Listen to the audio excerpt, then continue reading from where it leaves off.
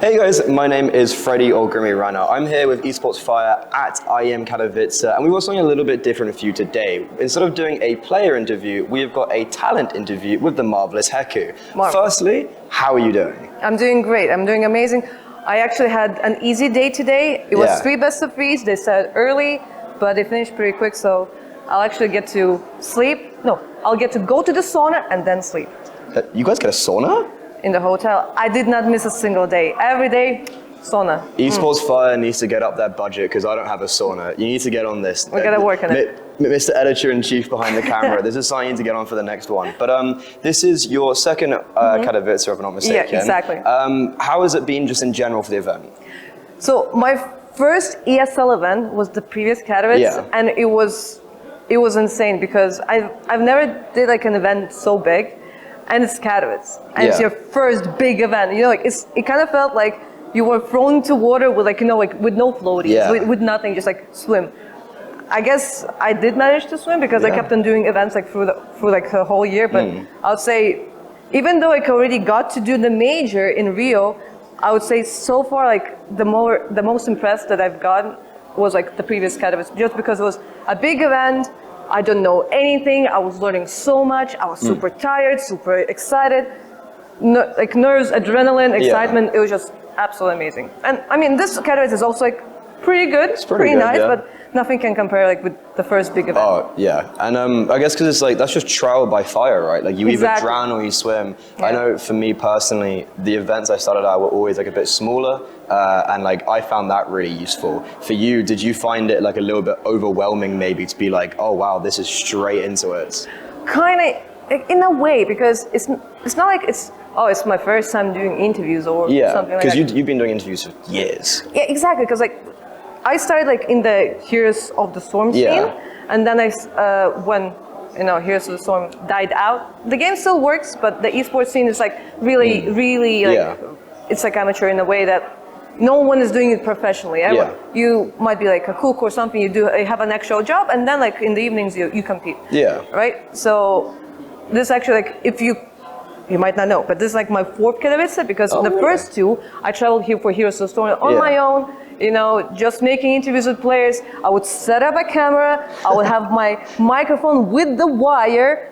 I still can't believe that. I'll later tell you a story how I had to record an interview with Torji twice because it was muted because it got unplugged. Tragic. Oh no! Don't use wired microphones. But yeah, like most of the time it would work out. But yeah, the first 2 events, 2016, maybe more. Maybe it's my 5th Katowice. At this point, I'm getting confused. How many Katowices did I go to? That's when you know you've made it. When you're there being like, have I gone to 5 or 4 Katowices? No, because like, I think I went in 2016. Yeah. In 2017 and 2018. So okay, this is my 5th one. And then last year and this year. Exactly. So then would the first 3 all would have been similar to this Heroes of the Storm interviews? Yes, so it would be basically the format that you're doing right now. I was in that spot. The camera was way closer because the wire of the microphone is not that long. And I'll be like sitting, like stressed. My first ever interview, like you're stressed out. Yeah. So first of all, I prepared myself a script. And I was sitting in my plane and learning it word by word. Oh, I will tell, I know as well, not a good idea. I had no idea. Yeah. I learned it word by word, so yeah, like I arrived in the event, like I write to the player, like actually like I agreed in advance. I wrote like in a DM, like, hey, like, can we make an interview?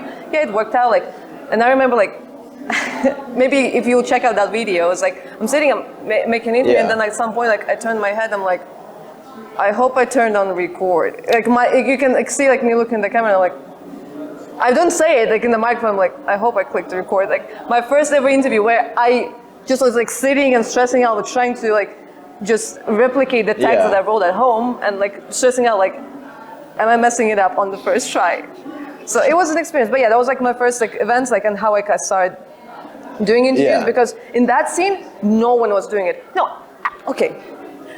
There were people who were doing it, and there were Heroes of the Storm would also have like press conferences, and it would be like really cool because there would be like a lot of questions to be asked, a lot of answers would be given. Oh, so like traditional sports then that way, yeah. But you would never see anything like from that online for some reason. You know what? Because like sometimes people make interviews and never post them. And that was really the case for Heroes of the Storm. And I was so mad because it was such good content that no one was getting, like as viewers. And again, so I was like, I'm gonna do it on my own. Sometimes, if you'll check out my like old videos, you would see like me just filming press conferences and just posting it on YouTube. And you were the only one doing anything to. That like actually doesn't fundamentally make any sense though. Like if you're putting work in, just put it on somewhere, no? Exactly, but it was basically impossible. So I would just film that, post it on my YouTube, put it on Reddit, and people were like, this is happening? Yeah. We had no idea. I was like, well, I would also had no idea if I would not be there. That's okay. So I guess we can come back to that in a second. Yeah. We're gonna go. I guess a little bit before that. How did you get into competitive gaming? Because so you were saying to me before, Heroes of the Storm actually wasn't your first esports, I guess. Yes. It was League of Legends, right? So basically, I've been playing computer games all my life. Yeah. And at some point, I started playing League of Legends like with my friends. But then there was like this point like when I realized like, okay, if I want to get good at it, I need to learn. Yeah. The best way to learn, at least for me, was like to watch professional players play. Yeah. And to watch tournaments. And once you do that, you really get into it. So I was like, that's in that year, like in 2013, they announced like LCS. Now it's called LEC, but back then it was LCS. I watched the first season. There was the spring one, and I was like, I gotta get to the next one, which was the summer one. I went there. I went to Cologne on my own. Again, like just getting myself tickets, just like How as a old viewer. would you have been at this stage? In 2013, I finished my first year in uni, which is I was 19 or 20. So still young enough to be traveling alone. 19 and 20 in Europe is fine. Yeah, I guess, yeah. Yeah, it was. I was couch surfing. I was a student. I did not have a lot of money. This is a crazy startup story. So I started my esports career couch surfing in Cologne in 2013. Wait, okay. To that event, I can't really say I started esports there because I traveled there because I just wanted to see the tournament. So I traveled to Cologne. Max, thank you very much for lending me. Big shout out to Max. For lending me your couch. It was amazing. We're still friends actually since then. Yeah.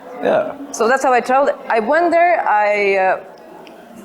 It's not like I found out what is esports, but I got to actually feel what is esports. Yeah. Because it's way different when you're watching it online and when you're like sitting in the atmosphere. Like right now, like when you were sitting there, it's so different. Like well, you can hear the crowd from here. Yeah. It's so different when you're sitting and watching this like live. It's a different atmosphere. So I came back home and I was like, okay, listen, we need esports in the Baltics, in Latvia. I'm not the caster, I'm not the player, I'm not no one. I was like, what can I do? I can take pictures. So that's what I did. I would write like to a different, you can't even say organizations, like to different like people that were organizing different lands in Riga. So these be BYOC lands? No. Like they would often like organize them in internet clubs. Oh, okay, yeah. So, but to those people like who are like to websites and they're like, hey, I can come over, take pictures absolutely for free. You'll put it on your website. You'll put it like on Facebook. You'll tag people. People will find out that there's this event. They'll find about the organization and about the community, and the community will start growing and it will start developing, and everything will be amazing. And I did that for a really long time. Yeah. Until I left Latvia to live in Geneva in Switzerland because I was studying there. So did you remove yourself completely, or were you still in touch with the Baltic scene while that was all happening? Well, that was happening not really because like it's such a like at that point it was such an isolated community that like you needed to be there to do something for it. Especially like if I was trying to help it by taking pictures, right? I can't really take pictures while I'm in a different country in a different city. So bit difficult. It was a bit difficult, yeah. But that's like actually like when I started like streaming and started getting into Heroes of the Storm, because like I kind of switched like from League of Legends to Heroes of the Storm. And this like where we go back to the original story, I guess. The original story of me going to events, seeing that no one is producing, I don't know, interviews, any kind of content, starting to do like my own content and getting an opportunity with Blizzard. Yeah, so when you first went to these events, was it to do interviews just period? Going to do all interviews, or were you going there to try and get interviews with Baltic players?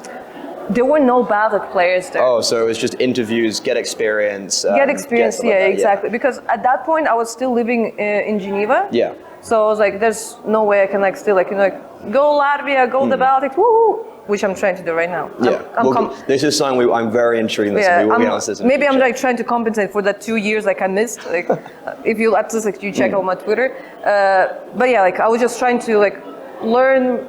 I mean, also like I was a part of that Heroes of Storm community, so I was like, I'm getting so much information, and I would want to share, and I'm sure like people are interested in it. So it's kind of like you were making yourself more professional, and then you were going to bring that to Latvia and go, okay, this is what I've learned, this is what we should do.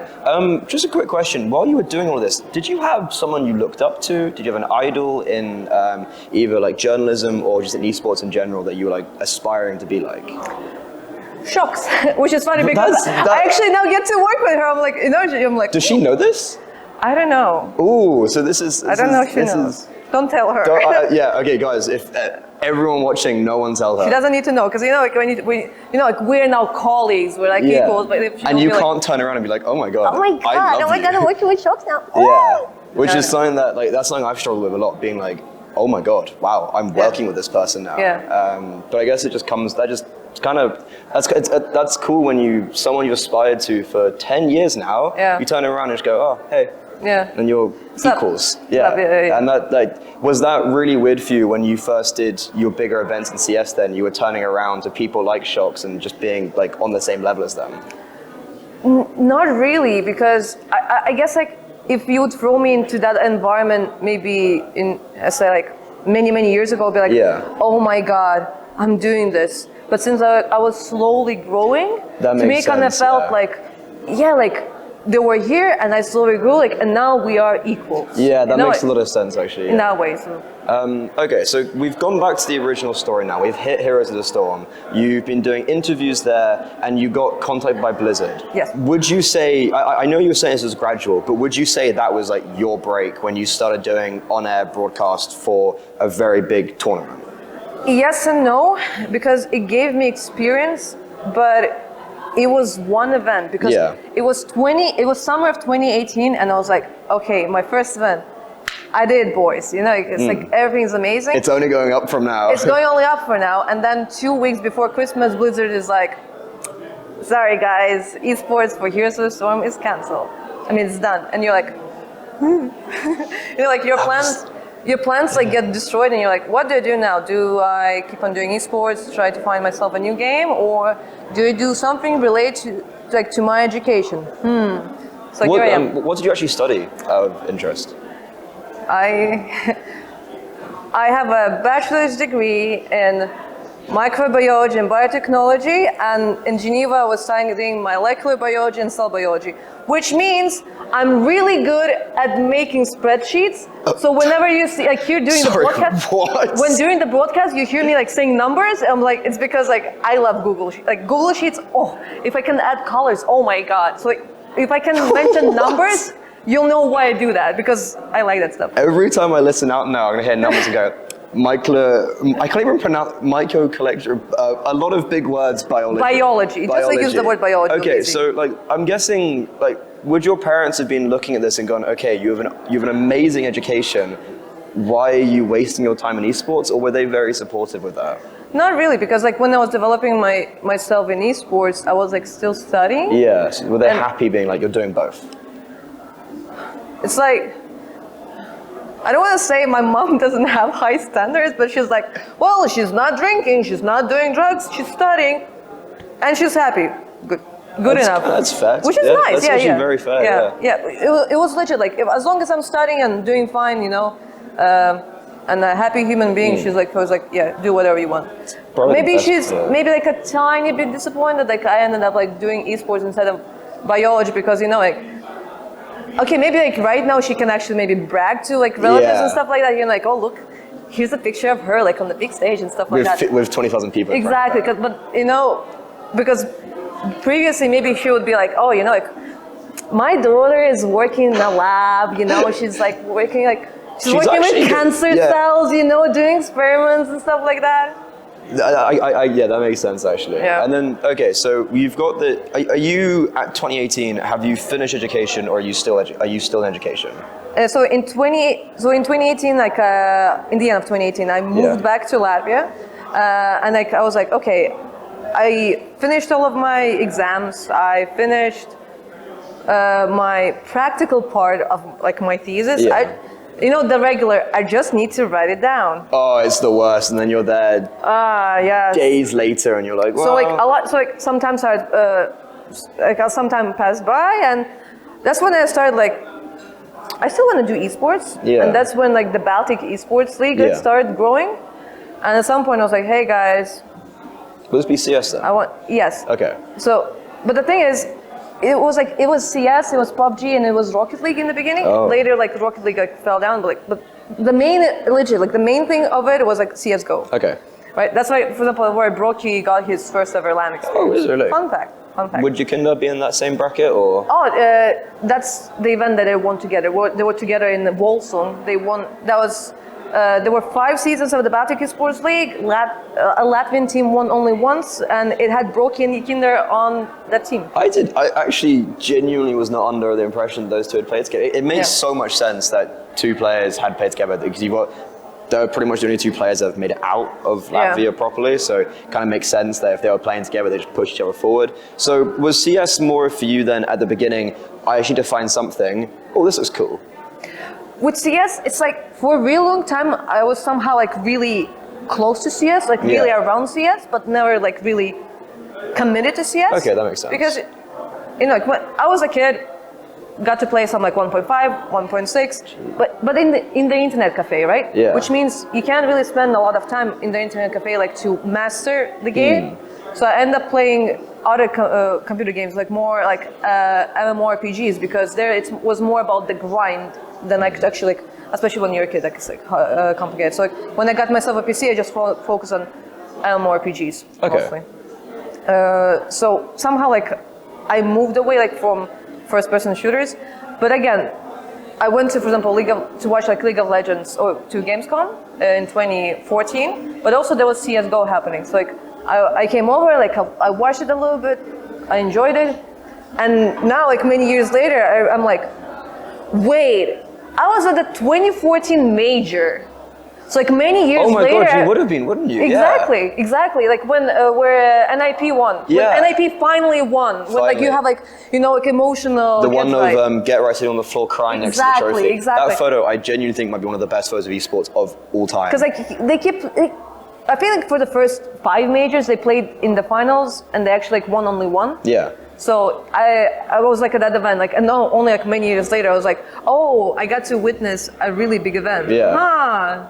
And now you've kind of got back-to-back big events that you're seeing every time. And also, like when I was like taking pictures of LAN events in Latvia in Riga, it would usually be like 1.6 or CS:GO events. Oh, so it was like, you were just it was always like somehow like really around it, but never like really committing. And 2019 was like, let's go, let's try to commit. Okay, because so I think it's fair to say last year was the year you exploded. And at the end of 2021, you were saying with the Katowice, you're also doing WePlay stuff, if I'm not mistaken. So I'm now trying to like not get lost in the timeline because due to the pandemic, it's really complicated. It like just all all the meshes years are getting together, mashed up.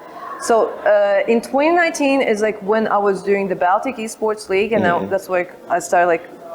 Also, like even like when it comes to the Baltic Esports League, the first time I got to be a part of the Baltic Esports League, I was just like a host between the shows. So it's like we will have, for example, CS:GO, then we have like a between show, and then we'll have like PUBG, right? And I'll just be like entertaining between the shows. Like it'll be like, let me tell you about giveaways.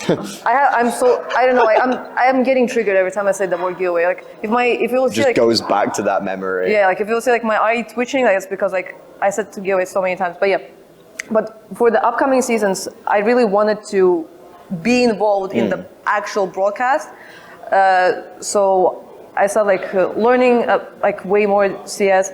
Obviously, building a lot of Excel sheets as much as possible. So at some point, like I just came over like basically with the folder. It's like, hey, this is the analysis that I did of your league, of all of the teams, of all of the players, blah blah blah. I wanna be involved. I wanna host. I wanna do interviews and things like that. Okay, and they couldn't say no. They were like, okay, I guess, sure. They were like, okay. Like so, they gave me a try and. it worked out. Like they were like really interested. I'm sorry, I'm confused because my clock just like it thinks I've been running for 13 hours. I was going to say, I 13 saw 13 and I looked at my clock. I was like, it's definitely not 1 p.m. I think I've been like You've been moving your my hands so much non-stop that it thinks I've been running for 13 minutes. I'm sorry for interrupting. Yeah. Oh, no worries at all. I just found it funny. But that's how I kind of got like into specifically CS:GO. Like, and I felt it's a good way of how I can help the scene. Yeah. Right. By I don't know, basically working in it. Good interviews. And yeah, stuff exactly. Like that. Doing interviews, but also that's a way how I can grow and develop and get experience because it's like always like nice to start small and then you grow, you get used to it, and things like that. Oh, and then so you were kind of growing, and I guess this is just adding to the gradual. You were starting at smaller events, you were building your way up and up and up, and then you were doing online as well. You have like the Baltic Esports League, which would always have a grand final at the LAN. Yeah. So you're doing, and then the pandemic and the Baltic Esports League stops. And as an interviewer as well, COVID is like, how do you do interviews on site when you can't do them? Yeah, the whole league ended. It stopped. It stopped because like we couldn't have LANs. So I was like, what do I do now? It's my second crisis. The first crisis was like, Heroes of the Storm is dead. Yeah. And then like my second crisis is, well, there's the pandemic. How I cannot do my standard like. Yeah. Because even if I want to go international, I would do it the same way how I did with Heroes of the Storm. Like I would travel to an event, I try to grab some players to make an interview, and eventually maybe grow like through YouTube. Yeah. But the pandemic, you just. But the pandemic was like, nah, you're not gonna do that. And I had no idea for how long I'll not be able to do that. So I started doing YouTube. And I was like doing like with upcoming players, for example, like from FPLC, from FPL, and from academy teams, because those are the type of players that are already eager to share their story, but they're not exhausted enough that. I mean, for example, like someone like Kerrigan has been giving interviews like. Oh yeah. And he's getting bothered like so much. You will never. You won't ever get him. With 0, like let's say like 5 subscribers, there's no way you're getting someone like that. No. But with someone, like who is like an upcoming one, it can work out. Plus, so they get experience, I'm getting experience, I'm also getting exposure.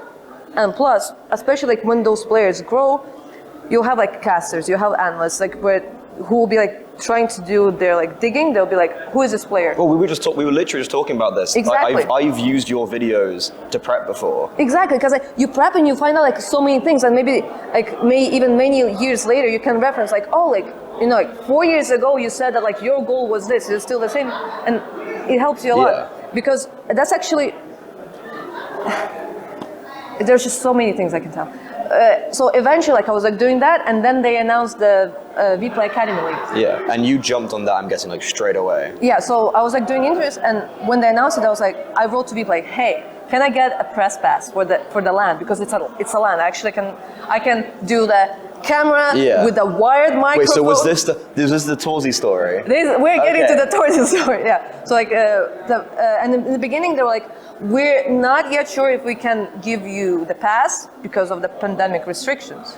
Because like there's a limited amount of people that can be on site. You maybe like you need to be vaccinated, or you need a test, and it's like complicated. Yeah, I was watching the videos. You have a mask on during the interviews now. I'm at what?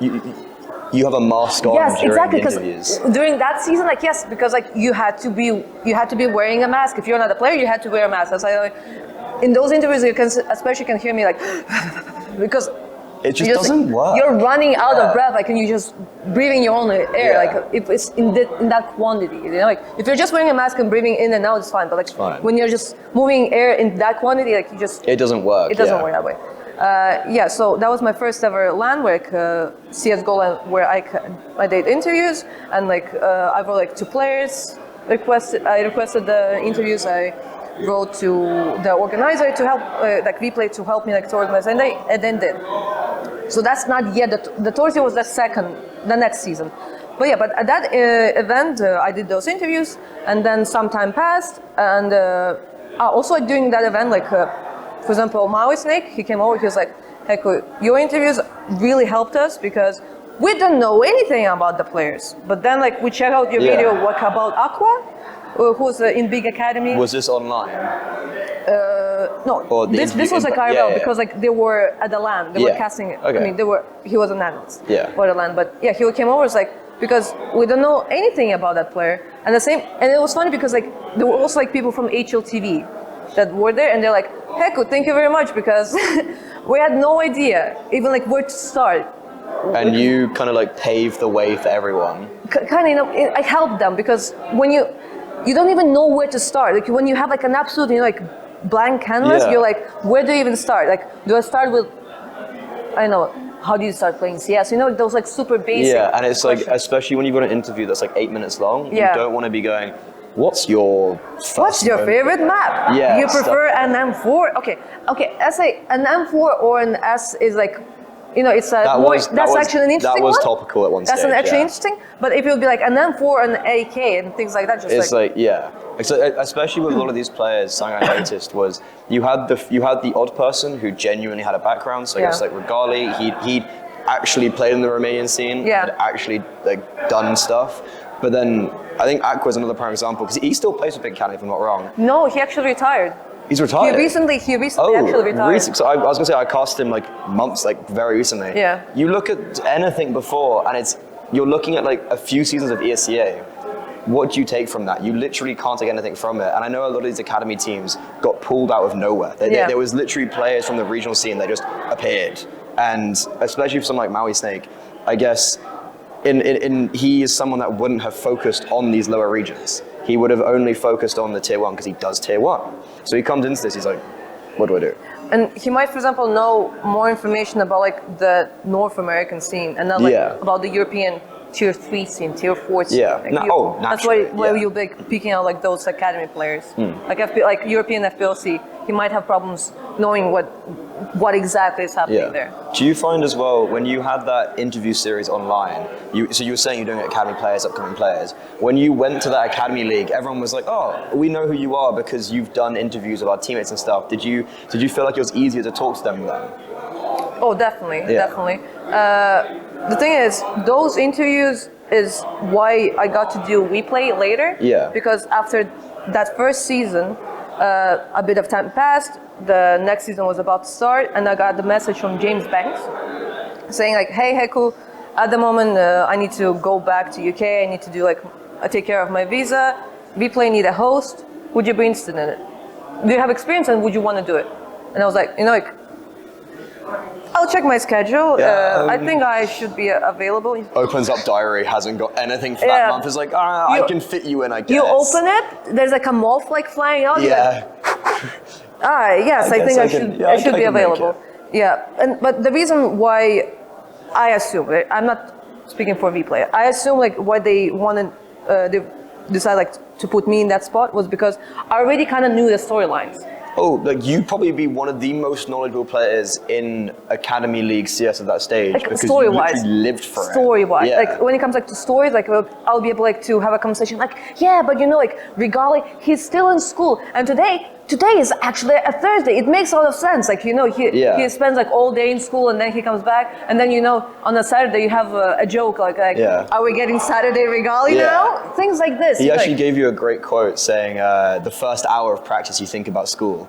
Yeah. He was talking to you about that. Yeah. So it's just like those things, and then it was like the first, the second season of WePlay, and then I got to do like the third one, and then eventually I got to do things at ESL. Like a year ago was my first ever Katowice. Now we just went the full side. Now we've gone full circle because I think it's like you've got such a deep rooted history, and it's like I was wanting just like to pick a part of that, and I guess now going back to the development, you were talking about.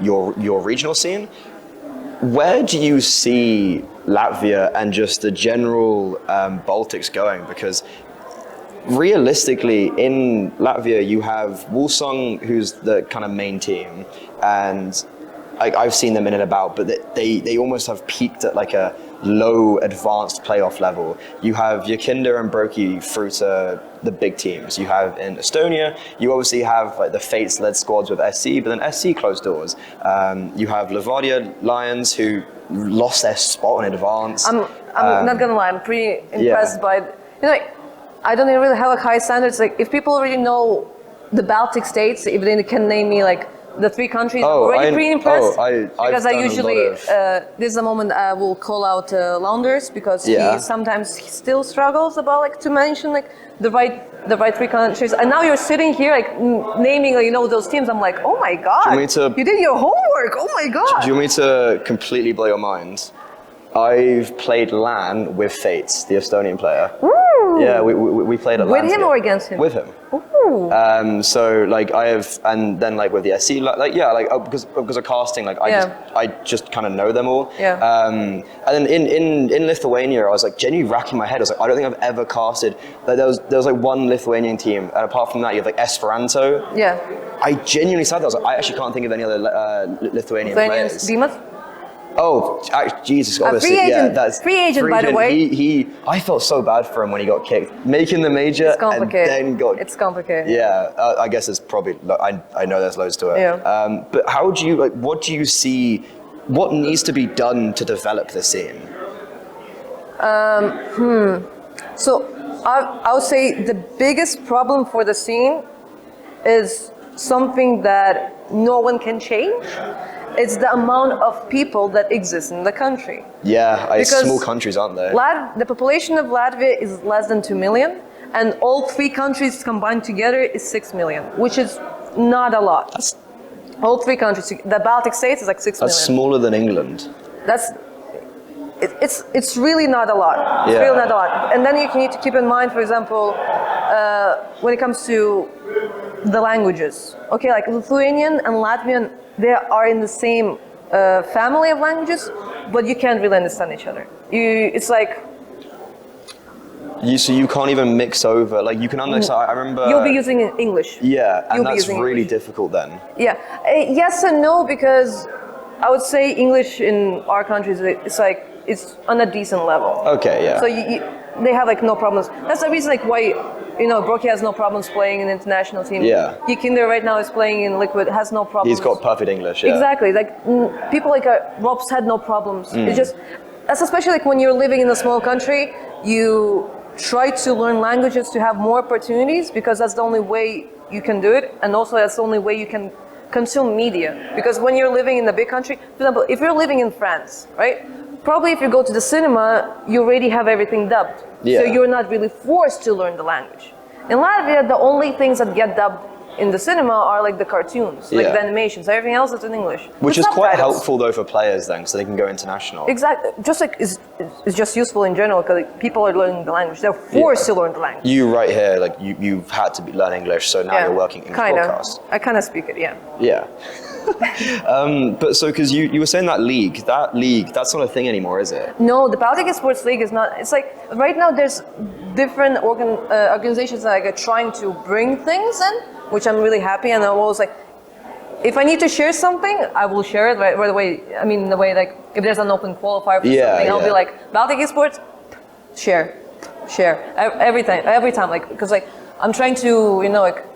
Give exposure. Yeah, exactly. Because like even like when I did like my my first EPL, which was in Düsseldorf, maybe some people remember like in the end, it was like us standing just like with our microphones, like Sponge like runs out of the shot because he's like, okay guys, I need to go and grab a plane, bye, because he was like casting the RMR the next day, so he was like really in a rush, and then like all of us had to say something, and I was like, hey, we have 2 great players in FaZe from the Baltic States. Baltic States hype. I was like, whenever I have an opportunity, just giving. Exactly because we actually do have talents. Our biggest problem is the amount of people that we have. Because, I mean, and for a real long time, I feel like there was some sort of complex that is basically the players were like, there's no point of trying because. You cannot achieve anything in this little country. There's no point. It will never have like a professional team, blah, blah, blah. Then Robs comes out and he's like, hey, look, I'm not playing in the team. I can get picked up by a tier 1 team. I know in Estonia, he is like gold dust. Exactly. He's like, he went to, I worked with some of the people from SC. He went to their studios. Twitter just filled with photos of him. Everyone's just fanboying him. He's like, what? Yeah. No, but that's the thing. Like, and he showed an example that you don't need to grow with a team. for a lot, because for many regions that's the case. Like, you know, like in Denmark, really often like you grow with the team, or Sweden you grow with the team, France you grow with the team. Some examples, Zaivo is an exception, right? But in the Baltic states, he showed an example that you can grow yourself as an individual. You don't need to be playing in a fully like, Estonian team and a fully Latvian team, or even any kind of team. And then all of a sudden, first you have Robs, who's like shown an example. Everyone is like, this is possible. This is possible. Yeah. He showed them the way. They showed them the way, and we have Yukinder, we have Brocky, we have Bimas, and now when people see, you know, the Baltic states flags, they don't think like, they're such cheaters. They're like, there's someone to look up to now, and it's like to exactly, aspire to be like exactly, that. exactly. I mean, I'm not trying to again like to say anything and you know shade, but you know we are a little region, but we already have two major winners, that being Brocky and that being Robs. Yeah, we don't have one. And we have 3 players in the top 20. We have Robs, Kinder, and Brocky. Yeah. I'm just saying, for 6 million. It's not bad. Or that's 2 Latvians for less than 2 million people. That's pretty impressive. That's actually like genuinely very impressive, because if you consider like some of the other, like obviously like the bigger regions have more big players. It's like naturally. Yeah. Also, you've got if I'm not mistaken, I get these two mixed up. Is it Keen, who's a Gucci gamer, part of the Gucci Gaming Academy? Keen is not a part of it. Is it not Keen? No, we have Shady. Shady, because he was at the HLTV Awards shows, right?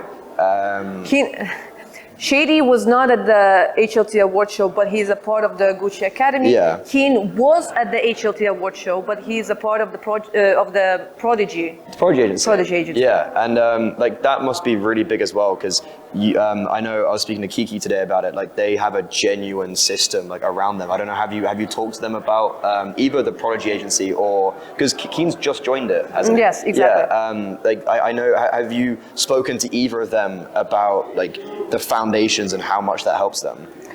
Not much. Probably I should find out more. Like I should ask, for example, like maybe even like I can ask Neil M. Just like what do they do? But probably it's like good to ask like both sides. You know, like the side that is giving and the side that is receiving, and to actually like figure out what is actually happening. Because I know, because I worked at the Prodigy, that team, I worked at it from literally day one. And I can see, and I think Jerome would kind of agree with this, when it first started up, it didn't provide what it was going to say it was going to give, but it has definitely got to the stage now where we're 5-6 seasons deep, and it's actually got to the stage now where they're saying stuff and it's happening. They're going to lands, they're doing this, they've got the coach, analysts. So I know for Keen, definitely, this would be a great opportunity for him because they're playing advanced, they're getting obviously invites to stuff as well. And it's public streams, a lot of eyes on this one player. So hopefully he does progress in that. Yeah, because I mean, for him, I would say the biggest problem probably is the fact that he's an IGL, which makes it more complicated in the way that, I'm not saying that IGLs are bad mechanically, because Keen is not mechanically bad, but it's just like right now the young players that are popping are like the ones like Carbon or Flames, like the ones that they have remarkable stats, like they're amazing. I find it funny because even like again going back to Keen, if you like look at his like history of advanced, for a really long time you could see like he was gathering teams of European mixes for FPLC, like different players. And that's where you will see players like LNZ before he got signed by Young Ninjas. You would see Chiron. Chiron was a demon for the open qualifiers. You would see QB, like who is playing now in Sangal. All of those little kids that like he was like, hey, you're good, let's go and play some advanced. Okay, but it was impossible for him like to keep them because he doesn't have an organization. So like they play a little bit and they get picked up. Yeah. Picked up, and so like it's impossible. Yeah. Like although I feel like the only way like IGL can actually get picked up, especially when it comes like to Baltic states. As I said, like it's hard like to build a Latvian team or like because there's literally one, or like at the top level, and like he I doubt he'd want to go down and restart. Yeah. So we've talked about the problems.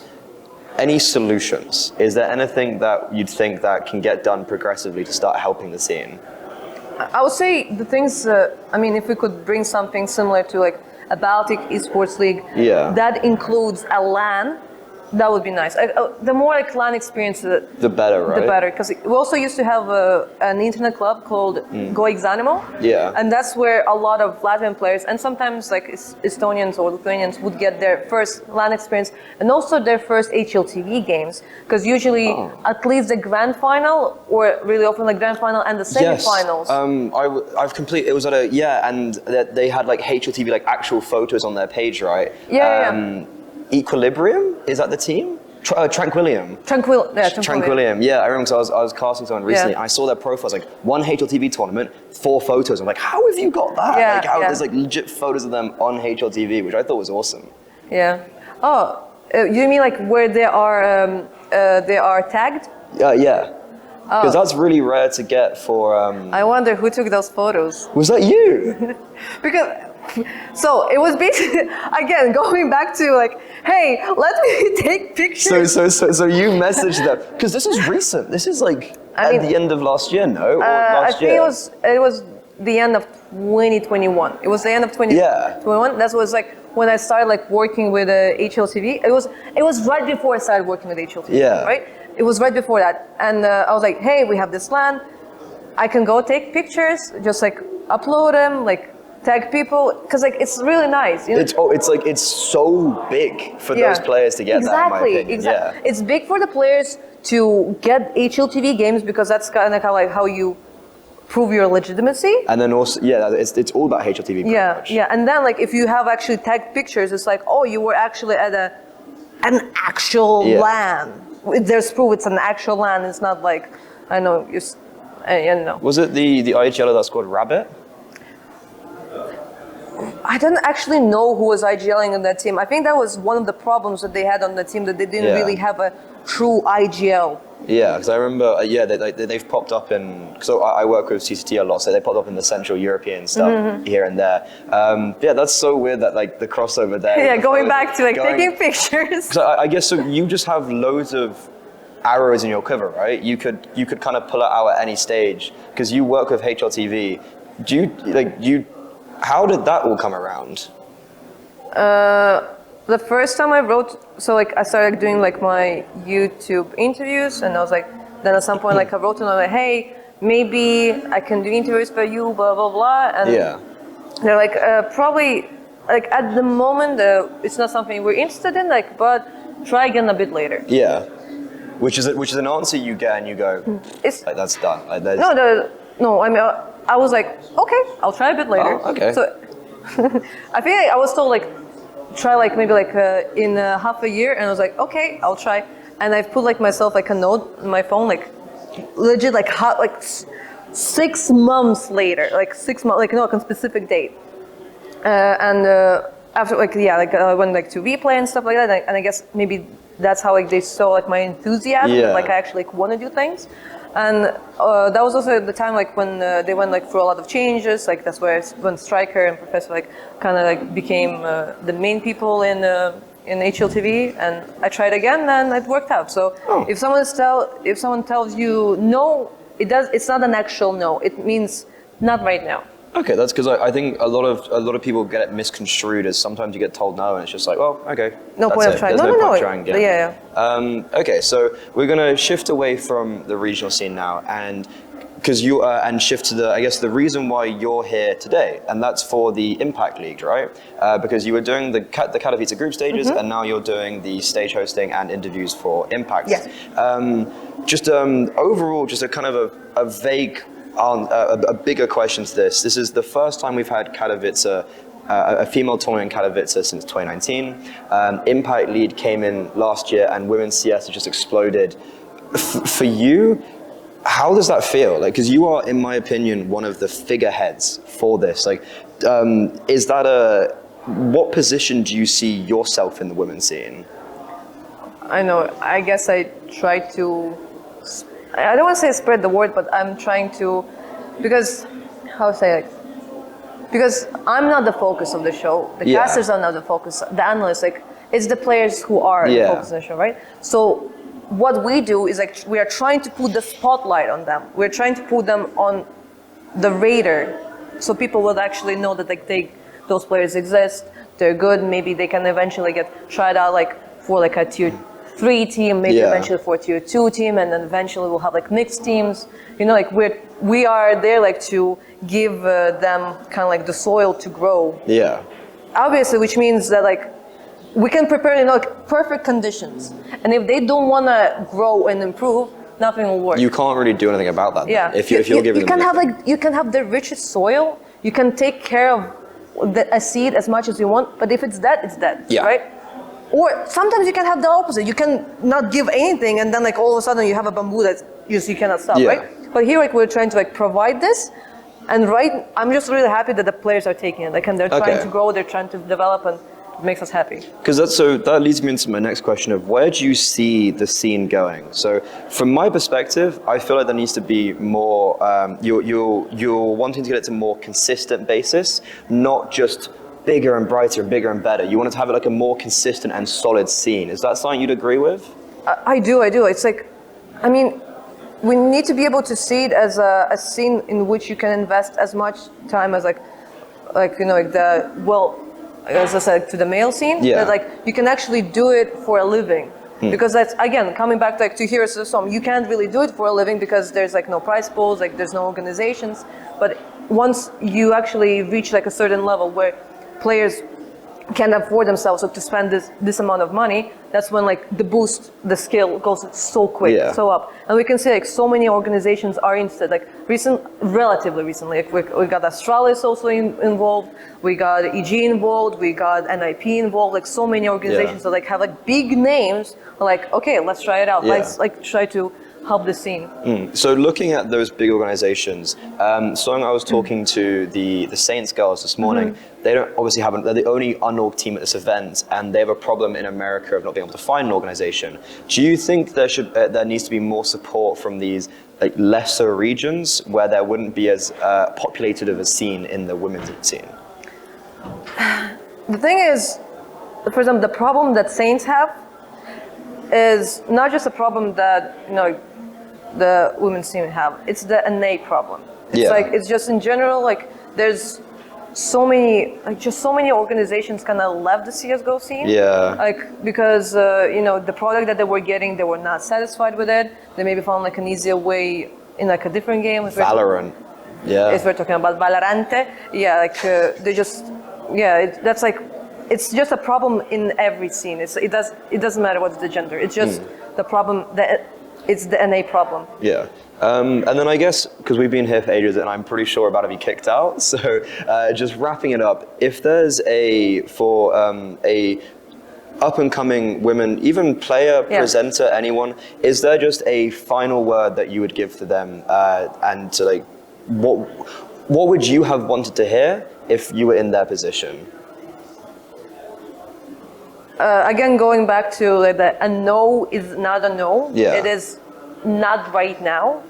As long as you keep on working, and as long as you find, in a way, maybe like a niche, or like you find your own like speciality, you can grow. Like that's what you actually need to do. Like, because that's what I kind of found, that the fact that like, I'm not talking about stats because everyone can do stats, right? But the fact that like I can speak both English and Russian, and I can build this bridge between the narratives of the CIS and the Western community is something that gives us a lot. Because like a year ago, for the first time we got to hear him like being a sellout, being yo, subscribe to my YouTube and Twitter and Twitch, and like I stream it, right? And like all of a sudden we got to hear stories from Shiro, because he doesn't know any English. You know, like you say something to him like in English, he's like, what?